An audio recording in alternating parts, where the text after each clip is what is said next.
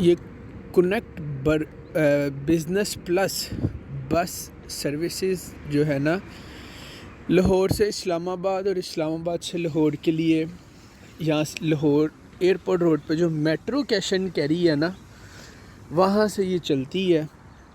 और ये जो डेवो वाली बसें हैं उनसे इसकी अच्छी सीटें हैं। bookme.com से भी आप बुक कर सकते हैं, नहीं तो आप यहाँ से भी आके बुक कर सकते हैं, लाहौर से इस्लामाबाद, इस्लामाबाद से लाहौर, और कार्गो भी यहाँ पे अवेलेबल है। ठीक है, ये बसें खड़ी हैं। और मेट्रो कैश एंड कैरी यहाँ पे इसका स्टॉप बना हुआ है। अगर आप लोगों ने लाहौर से इस्लामाबाद, इस्लामाबाद से लाहौर जाना है तो बुकिंग कर सकते हैं।